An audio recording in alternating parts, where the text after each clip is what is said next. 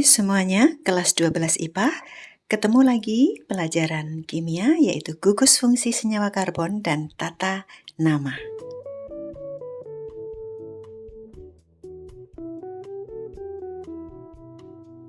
Untuk mengetahui gugus fungsi dengan baik, dasar teorinya adalah kalian harus hafal deret homolog alkana. Well, langsung saja, apa sih sebenarnya yang disebut dengan gugus fungsi itu sendiri?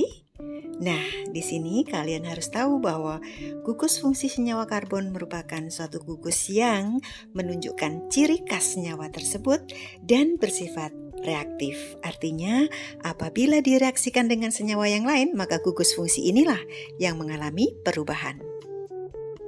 Sekarang perhatikan keempat senyawa ini. Dari atas ya, dari alkanol, dan yang kedua itu adalah alkoksialkana ya, bukan alkoksialkanal, tetapi alkoksialkana, kemudian alkanal dan alkanon ya. Langsung saja, senyawa yang pertama yaitu senyawa alkohol atau alkanol. Jadi akhiran ana pada alkana diganti dengan akhiran ol. Kita lihat bahwa gugus fungsi dari senyawa alkohol adalah OH, tangan OH, dan mengikat gugus alkil yaitu R. Contoh senyawanya kita perhatikan, bisa etanol, bisa juga propanol. Jangan lupa apabila C-nya 4 atau 5, maka sesuaikan dengan nama alkananya. Senyawa turunan alkana berikutnya adalah alkoksialkana atau kita kenal dengan nama eter. Coba perhatikan, di sini ada O. Nah, itulah gugus fungsinya. Jadi O diapit dengan 2 tangan dan di kiri dan kanan itu adalah gugus alkil. Contoh dari senyawa eter diperhatikan, misalnya CH3OCH3. Di sini metilnya sama ya antara kiri dan kanan yaitu metil, sehingga namanya dimetil eter atau metoksimetana. Untuk senyawa eter yang diapit oleh gugus alkil yang berbeda, tanda panah kiri dan kanan diperhatikan, sebelah kiri adalah metil, sementara yang sebelah kanan adalah propil. Maka nama senyawa ini adalah metil propil eter atau metoksipropana. Suku pendek sebagai oksi. Oke? Maksudnya adalah apabila kiri atau kanan suku C-nya itu pendek, misalnya metil dengan propil, berarti metilnya itu sebagai oksi, alkoksi berarti metoksi, alkananya yang panjang, misalnya 3 berarti propana, jadi metoksipropana. Coba perhatikan senyawa ini, masih eter ya, kiri dan kanan. Alkilnya bagaimana? Nah, jawab ya. Tapi klik dulu ya like dan juga tombol subscribe-nya. Don't forget. Kita lanjut, yaitu senyawa ini. Namanya apa ya? Akhirannya bisa eter, juga akhirannya bisa oksialkana.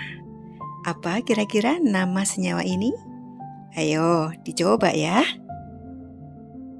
Sekarang perhatikan senyawa yang disebut dengan alkanal atau aldehid.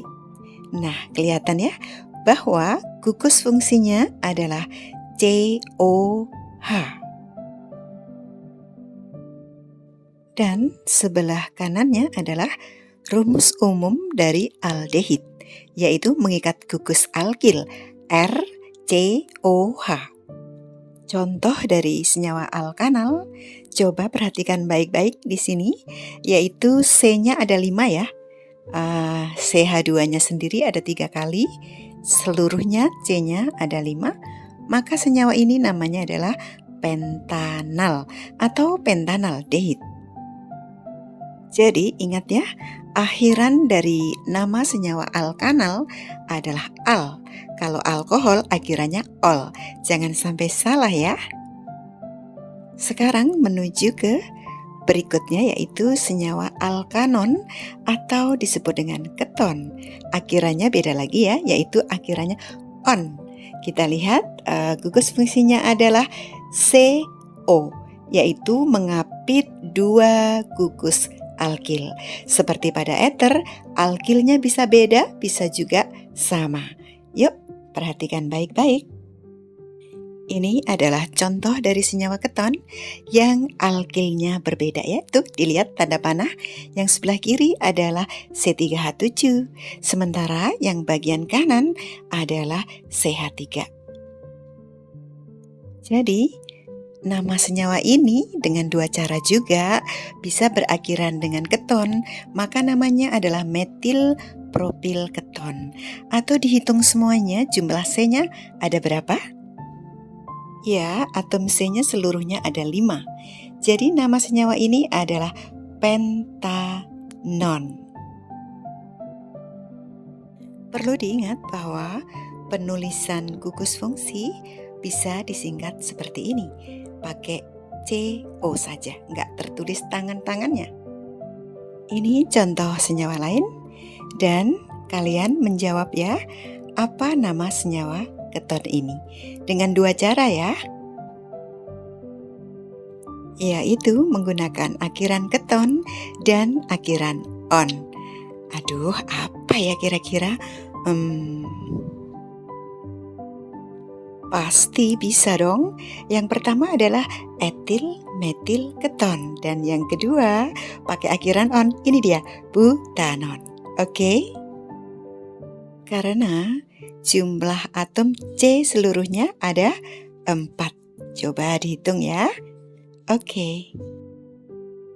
Kalian hafalkan 4 gugus fungsi senyawa karbon kali ini adalah OH, O, CHO, dan CO.